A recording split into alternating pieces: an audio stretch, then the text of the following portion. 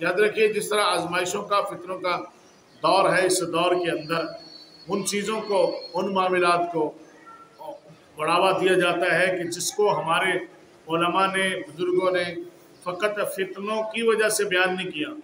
اس کو بیان کریں گے لوگوں کو سمجھ نہیں آئے گی، ایک فتنہ پھیلے گا تو فتنہ بعد لوگ انہی کو بیان کرتے ہیں اور انہی کو بیان کر کے تان کرتے ہیں. لہذا ایمان بچانا نہایت ضروری ہے. اپنا کہ جتنا انسان کا عقیدہ مضبوط ہوگا اتنا ہی زیادہ انسان فتنوں سے اور آزمائشوں سے بچ جائے گا. اگر عقیدے میں گڑبڑ ہوئی، کمزوری ہوئی تو انسان آئے دن نئے نئے فتنوں کا شکار ہوگا. تو عقیدے کے بارے میں جاننا بہت ضروری ہے. تو اللہ تعالیٰ نے حضرت آدم علیہ السلام سے لے کر جناب محمد عربی صلی اللہ علیہ وسلم تک بہت سے نبی بھیجے. بعض کا تو ذکر قرآن مجید فرقان حمید میں موجود ہے اور بعض کا نہیں. 1,00,000 کم و بیش 24,000 انبیاء علیہ السلام ہیں. ان کی تعداد کو کوئی فکس کر دے تو اس میں بڑی جو ہے نا بڑے مسئلے ہو سکتے ہیں. تعداد اگر ہم فکس کریں گے تو اگر نبی علیہ السلام زیادہ ہوئے تو جن کو ہم نے فکس کر دیا ان کی جو ہے وہ ہم نے تعداد کو کم کر دیا.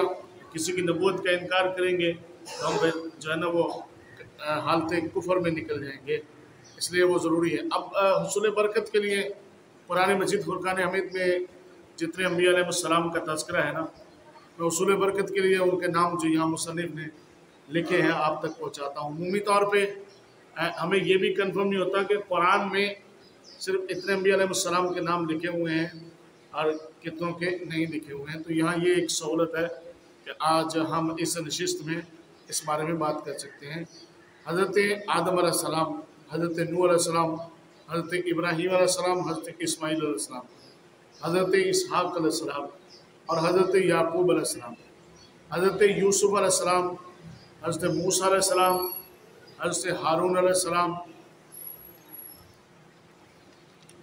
حضرت شعیب علیہ السلام، حضرت لوط علیہ السلام، حضرت ہود علیہ السلام، حضرت داؤد علیہ السلام اور حضرت سلیمان علیہ السلام، حضرت ایوب علیہ السلام، حضرت زکریا علیہ السلام، حضرت یحییٰ علیہ السلام اور حضرت عیسیٰ علیہ السلام، حضرت الیاس علیہ السلام، حضرت یسع علیہ السلام، حضرت یونس علیہ السلام، حضرت ادریس علیہ السلام، حضرت ذوالکفل علیہ السلام، حضرت صالح علیہ السلام، حضرت عزیر علیہ السلام اور حضور صلی اللہ تعالیٰ علیہ وبارک وسلم. یہ تقریباً 16 جو ہے وہ انبیاء علیہ السلام کے جو ہے وہ نام جو ہے وہ موجود ہیں. انبیاء علیہ السلام کی جو نام کی تعداد ہے یہاں پر 16 کنفرم کی گئی ہے. تو لیکن ایمان سب پر رکھنا جو ہے وہ لازم ہے.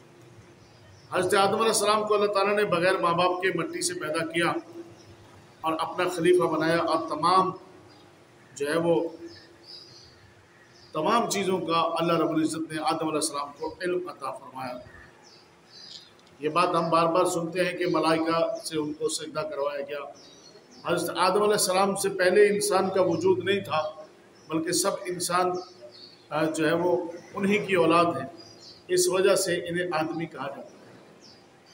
سب سے پہلے نبی حضرت آدم علیہ السلام ہیں اور سب سے آخر میں رسول کریم صلی اللہ علیہ وسلم پہلے رسول. آدم علیہ السلام پہلے نبی ہیں اور پہلے رسول جو کفار کی طرف بھیجے گئے وہ حضرت نوح علیہ السلام ہیں. اور بڑی دلچسپ آگے گفتگو آنے والی ہے کہ نبیوں کے مختلف درجے ہیں. تلک الرسل فضلنا بعضهم علی بعض. انبیاء علیہ السلام کے مختلف درجے ہیں. بعض کو بعض پر فضیلت ہے اور سب میں افضل ہمارے آقا صلی اللہ علیہ وسلم ہیں. حضور صلی اللہ علیہ وسلم کے بعد اب یہ سوال ہوتا ہے کہ حضور صلی اللہ علیہ وسلم سب سے افضل ہیں. تو دلائل سے بھی ثابت ہے. خاتم النبیین ہیں، امام الانبیاء ہیں، صلی اللہ علیہ وسلم خالق کائنات کے محبوب ہیں. تو ان کے بعد سب سے بڑا رتبہ کس کا ہے؟ حضور علیہ السلام کہ بعد کن کا رتبہ جو ہے وہ سب سے افضل ہے، تو فرمایا گیا ہے کہ سب سے بڑا رتبہ حضور صلی اللہ علیہ وسلم کے بعد جن کا ہے وہ حضرت ابراہیم علیہ السلام، اور ابراہیم علیہ السلام کو شرف حاصل ہے، ہاں سوائے 8 یا 10 انبیاء علیہ السلام کو باقی جتنے انبیاء علیہ السلام آئے ہیں ابراہیم علیہ السلام ہی سب کے جو باپ ہیں۔ یہ پھر ابراہیم علیہ السلام کے بعد کون افضل ہے؟ پھر حضرت موسیٰ علیہ السلام افضل ہے۔ موسیٰ علیہ السلام کتاب والے ہیں، پھر حضرت عیسیٰ علیہ السلام افضل ہیں، پھر حضرت نوح علیہ السلام جو ہے وہ افضل ہیں، اور ان حضرات کو مرسلین اولو العزم کہا جاتا ہے، مرسلین اولو العزم کہا جاتا ہے، اور یہ پانچوں حضرات باقی تمام انبیاء، مرسلین، ملک، جنات، جمیع مخلوقات الہیہ سے افضل ہیں۔ جس طرح حضور صلی اللہ تعالی علیہ وسلم تمام رسولوں کے سردار سب سے افضل ہیں، بلا شبہ اسی طرح حضور صلی اللہ علیہ وسلم کے صدقے سے حضور صلی اللہ تعالی علیہ وسلم کی امت تمام امتوں سے افضل ہے۔ حضور افضل ہے سب انبیاء سے، حضور صلی اللہ علیہ وسلم کی امت افضل ہے سب انبیاء سے۔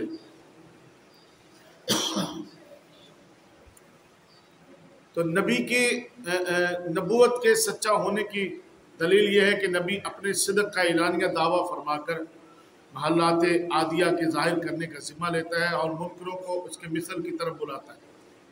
اللہ عز و جل کے دعوے کے مطابق امر محال عادی ظاہر فرما دیتا ہے، اور منکرین سب عاجز رہتے ہیں، اسی کو معجزہ کہا جاتا ہے۔ معجزہ کے بارے میں تھوڑی سی بیان کیا گیا ہے کہ معجزہ وہ ہے جو انسانی عقل میں آ نہ سکے، سما نہ سکے، وہ جو ہے وہ معجزہ ہوتا ہے۔ حضرت صالح علیہ السلام کی اونٹنی جسے پہاڑ سے زندہ نکل آئی تھی، موسیٰ علیہ السلام کے ہاتھ کا عصا مبارک جو تھا اسے زمین میں ڈالتے تھے، ایک دم بہت بڑا سانپ بن جاتا،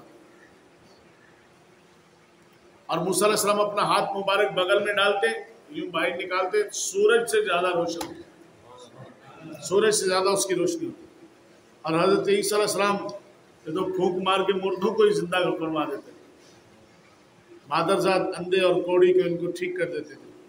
حضور صلی اللہ علیہ وسلم کے معجزے، سارے انبیاء علیہ السلام معجزے لے کے آئے ہیں، حضور صلی اللہ تعالی علیہ وسلم کی ذات سراپا معجزہ بن کے آئی ہے، معجزے لے کے آئے۔ اب ایک اور عقیدہ ہے کہ انبیاء علیہ السلام اپنی اپنی قبروں میں اسی طرح جو ہے وہ زندہ ہیں جس طرح دنیا میں تھے، کھاتے پیتے ہیں، جہاں جو ہے وہ تصدیق وعدہ الہیہ کے لیے ایک لمحے کے لیے موت جو ہے وہ آتی ہے، اس کے بعد ان کی حیات شہداء سے بہت عرفہ والا۔ شہید زندہ ہے تو جس نبی کا کلمہ پڑھ کے وہ شہادت کے درجے کو پہنچا ہے، وہ شہید اگر زندہ ہے تو جس نبی علیہ السلام کا کلمہ پڑھ کے اس درجے کو پہنچا ہے تو یقیناً اس نبی علیہ السلام کو زندہ ماننا جو ہے وہ ایمان و یقین کا حصہ ہے۔ اب یہ جو باتیں بیان ہوئی ہیں اس میں انبیاء علیہ السلام کا سلسلہ ہے، لیکن 2-4 باتیں صرف اور اس کے بعد وائنڈ اپ کرتے کہ جو حضور علیہ السلام کا ہی خاصہ ہے۔ حضور صلی اللہ تعالی علیہ وسلم تمام مخلوقات، انسانوں میں، جنات میں، ملائکہ میں، حیوانات، جمادات، آپ سب کی طرف مبعوث ہو کے آئے۔ پہلے انبیاء علیہ السلام ایک قوم، ایک زمانے کی طرف آئے تھے۔ آپ جانتے ہیں کہ ابراہیم علیہ السلام کے بھتیجے حضرت لوط علیہ السلام ہیں۔ لوط علیہ السلام ایک بستی کے لیے، ایک قوم کے لیے تشریف لائے تھے، ابراہیم علیہ السلام جو ہے وہ، اور زمانہ ایک ہی ہے، تو ایک ہی وقت میں کئی نبی علیہ السلام جو ہے وہ تشریف لاتے رہے، ٹھیک ہے، کسی کی ڈیوٹی ادھر تھی، کسی کی ادھر تھی، کسی کی ادھر تھی، دور دراز، تو اس طرح سے انبیاء علیہ السلام جو ہے وہ تشریف لائے۔ تو جس طرح ہم سب کے ذمے حضور صلی اللہ علیہ وسلم کی اطاعت فرض ہے، یوں ہی ساری مخلوقات پر حضور صلی اللہ تعالی علیہ وسلم کی فرما برداری ضروری ہے۔ اس لیے جانور بھی حضور صلی اللہ تعالی علیہ وسلم کا جو ہے وہ احترام فرمایا کرتے ہیں۔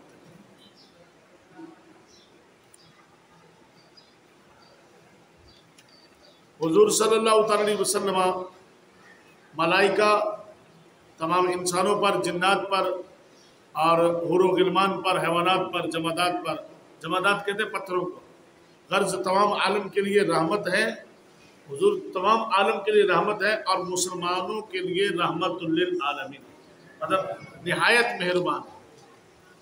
مہربان ہے مسلمانوں کے لیے۔